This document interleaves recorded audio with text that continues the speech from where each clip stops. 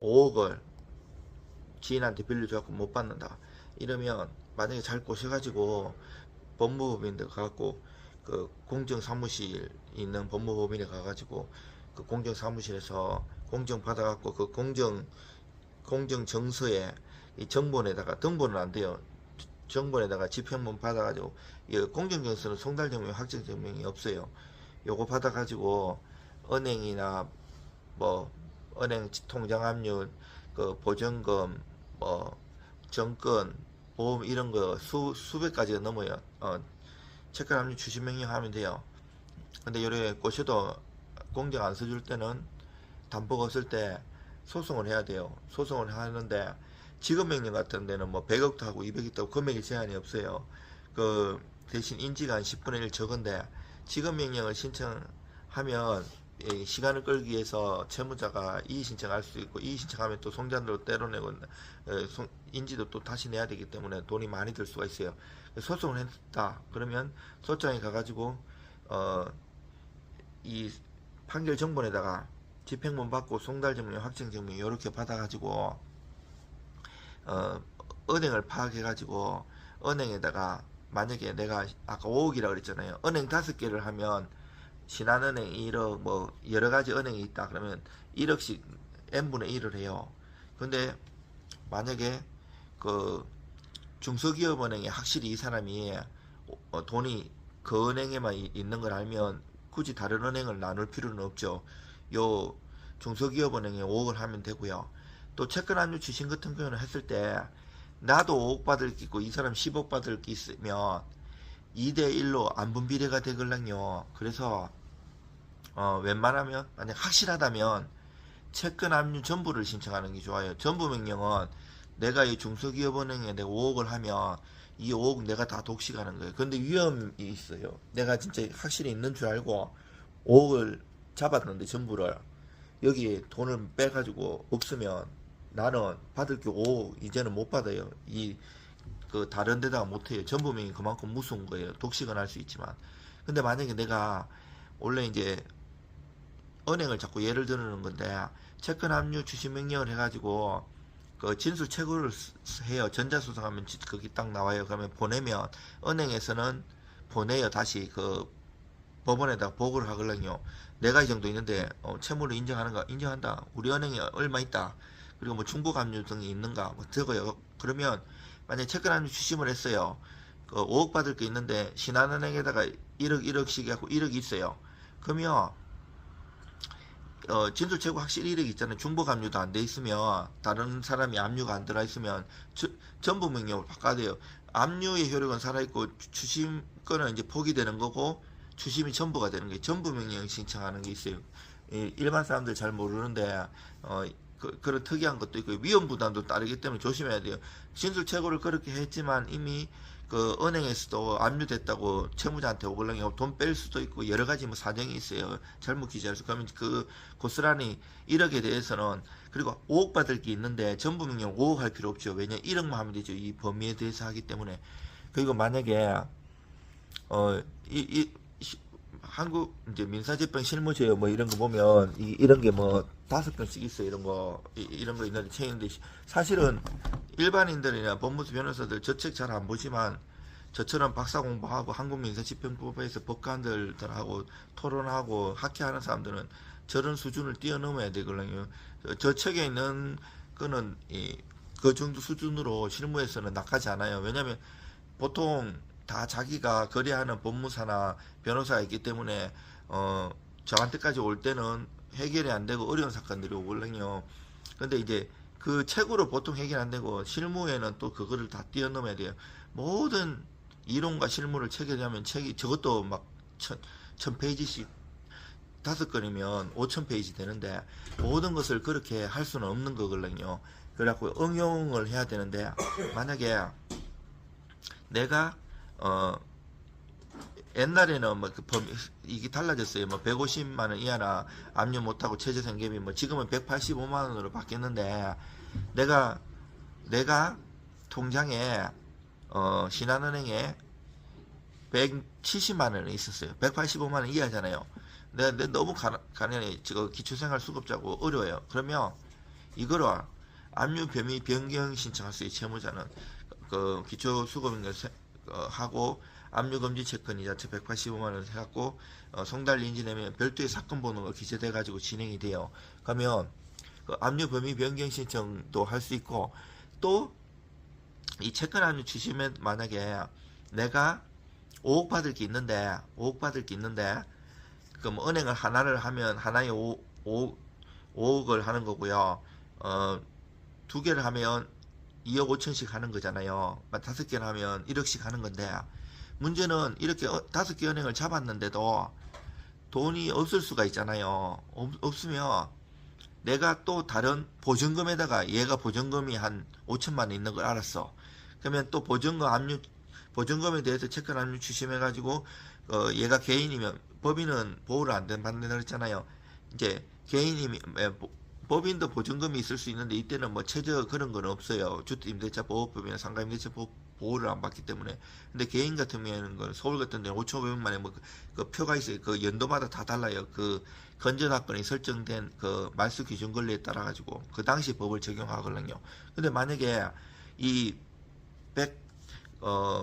5천만 원이 있다. 그러면 내가 또 하면 여기 은행에 벌써 5억을 묶어놨잖아요. 돈을 내가 추심을 못했어도 여기 5천만 원 있으면 이 5,500만 원이 5억 5천만 원이 되기 때문에 이 과잉 압류가 될 수가 있어요. 과잉 압류하면 보증서가 날라요. 법원에서 야, 너 저번에도 5억 하고 네 받을 게 5억인데 이거 하고 이거 또 보증금 5천만 원 하면 5억 5천이 하면 채권자 입장에서 억울하잖아요. 난 돈도 받지도 못했는데 뭔 소리 하는 거야. 이래도 법에서는 소용이 없어요. 그래서 보증서에 대한 답을 잘 써야 돼요. 내가 은행 진술 최고수를 보면서 5억을 했고, 또 이제 목록도 잘 써야 돼요. 지금 현재는 은행에 돈이 없지만 장래에 받을 수 있거든요. 얘가 뭐 다른 채권자가 다른 채무자가 돈을 넣는다든지 그래가지고 목록 잘 쌓고 장래를 향해서 받을 것도 쓰면 되거든요. 신한은행이면 신한은행 다가 묶이는 게 내 특정한 계좌가 묶이는 게 아니고. 그러면 진술 체크 보십시오. 법원의 판사님, 나 여기 돈이 없어가지고 더 회수를 못했다. 그래서 하니까 봐달라 해갖고 하면 봐주기도 해요. 봐줘야 되고, 사실은 이런 경우도 있고. 실무는 이론하고 달라요. 그 상황에 따라 가지고 응용을 해야 하고 종합 예술이에요. 아까 채권 압류 추심하고 채권 압류 전부 얘기했잖아요. 근데 이제 재산 명시가 있어요. 재산 명시는 이것도 확정돼야 돼. 채권 압류 추심 같은 경우에는 그 1심을 내가 했어요. 1심 했는데 가집행할 수 있다가 이래 나와요. 그 주문에, 판결 정문에. 근데 얘가 항소하면 확정이 안 되잖아요. 그럼 송달증명하고 가집행만 받았고 은행에다 할 수 있어요. 나중에 확정되면 전부 그 본집행으로 전이하는 채권 압류 추심으로 바꾸면 되거든요. 근데 여기서 재산 명시 같은 경우에도 확정이 돼야 돼요. 체불도 확정이 돼야 되고, 내가 여기서 채무자한테 너 재산이 뭐 있는가 얘기해봐. 그 하면 얘가 이제 실제로 법원에 나와가지고 선서하고 그 명시 목록을 내는데, 이것을 거짓으로 하면 3년 이하의 징역이나 500만 원 이하의 벌금에 처하고, 야가 받고 도망다니면 20일 이내에 감치에 처할 수 있거든요. 그 일반 직장인이든 우리같이 자영업자라도 그 20일 동안 없어지면 거래하는 거래처라든지 사건 진행이 될 수 있고, 또 일반 직원 급여 생활자들 회사에서 쫓겨나잖아요. 그래서 그 되게 강력하고 고소를 할 수 있어요. 이미 재산 명시할 때는 그 신용정보사한테만 맡기면 어차피 그 사람들이 법무사 변호사한테 강제 집행을 맡겨요. 법무사 변호사만 할 수 있는데 변호사들 잘 아니까 법무사 영역이란 말이에요. 그러면 이중으로 돈이 들 수가 있고, 성공보수를 또 달라고 해요. 근데 법무사들은 성공보수 안 받아요. 근데 걔들 맡기면 계속 그 일을 맡겨야 되는데, 법무사가 잘 거래하는 신용정보사를 통하면 그 돈이 어디에 있는지 이제 거래하는 은행 정도 파악해갖고 할 수도 있어요. 여러 가지 방법이 있는데, 근데 만약에 재산 명시할 때는 나중에 그걸 가지고 만약에 안 받아갖고 기각되면 기각 결정문, 그리고 만약 감치해갖고 유치장에 20일 넣어놓는다 그랬잖아요. 감치 결정문, 아니면 명시 목록 하면 명시 목록이 있어요. 이거 갖고 부족하다고. 요 세 가지가 다 써먹을 수 있어요. 안 받았어도 판결이 만약 기각되면 그걸로 못 써먹는 건데, 재산명시는 기각결정문이 써먹을 수 있는 게 다 재산조회를 할 수 있고, 재산조회하고 재산 파악되면 고소를 할 수 있고, 아니면 이미 신용정보사를 통해서 얘가 뭐가 있는지 다 파악한 상태예요. 이렇게 할 수도 있는데, 문제는 신용정보사가 100%가 맞는 게 아니에요. 은행을 진짜 이렇게 특정해갖고 아는 게 아니고, 은행이 사용하는 신용카드를 보고 유출을 하는 거예요. 근데 국민은 카드를 쓰면 국민은행을 쓰겠다 이렇게 100%가 맞잖아요. 보통 그렇게 쓰는데, 저 같은 경우에는 대부분 그렇게 하는데, 뭐 하나은행, 하나카드 같은 경우에는 그 하나은행 같은 경우 법무사 15, 6년 전에 초기에는 그 마이너스 대출을 써갖고 하지만 그게 필요가 없어지면 어느 정도 살만하면 그걸 없애버리거든요. 그러면 하나은행 계좌를 날려버리면 뭐 국민은행에다가 이체를 편하게 이렇게 자동이체 걸어놓는 경우도 있거든요. 이러면 틀릴 수가 있어요. 그리고 그런 문제가 있고, 채무불이행자 명부등재는 확정되고 송달되고 확정된 다음에 6개월 동안 안 갚으면 할 수 있는 강력한 거예요. 근데 이거 하면 이제 핸드폰도 못 사용하고 뭐 은행권도 다 거래가 안 돼요. 그리고 내가 돈이 없으더라도 대출 받은 게 있잖아요. 그럼 대출 받은 은행에서 막 좋아요. 그렇기 때문에 갚을 확률이 높고, 신용불량되면 뭐 회사 다니기나 여러 가지 어려움이 있거든요. 그러면 만약에 채무불이행자를 신청했으면 채무자를 가만히 있으면 되는 게 아니고, 이거는 지금 채권자도 보시고 채무자도 보시고, 제 거 유튜브 보면 채무불이행자 명부 등재 있고, 반대로 신문서 답변사 하는 것도 나와요. 원래는 1원이라도 안 갚으면 채무불이행자 명부등재 신청을 할 수 있고, 거기서 사유서는 갚았을 때 아니면 부당했을 때 이것만 할 수 있는데, 뭐 이렇게 좀 이렇게 감액해인 다 준다든지 합의를 종용한다든지 매달 얼마씩 갚겠다 이런 건 안 받아주는 거거든요. 그렇지만 그거를 법리적으로 10여 페이지 써가지고 공격과 방어를 하면서 잘 써갖고 내는 방법도 있고요. 여러 가지 방법들이 있어요.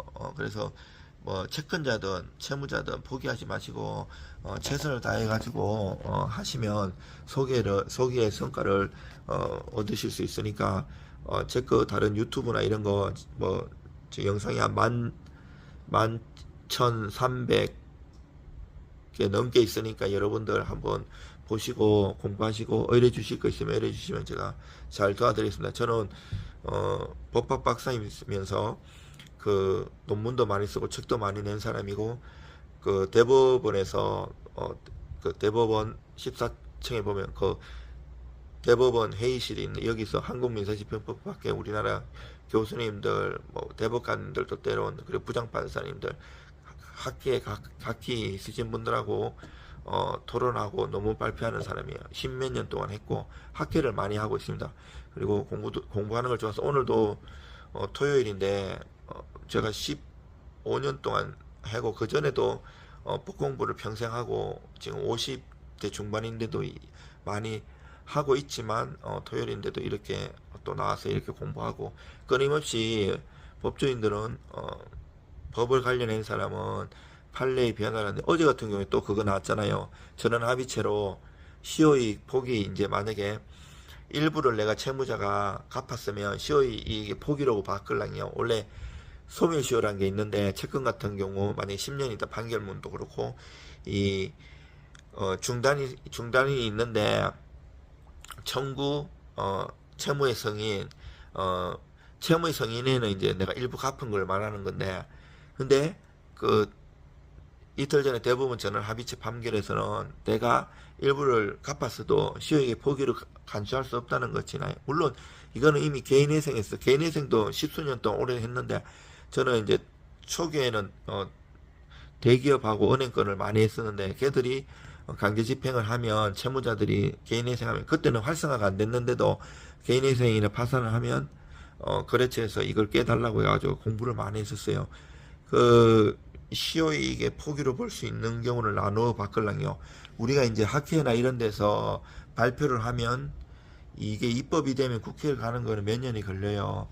그리고 입법전에 가지고 입법된 것도 많고, 최근에도 3월달, 5월달에 제가 유명 학술지에 논문을 2편을 실었었어요.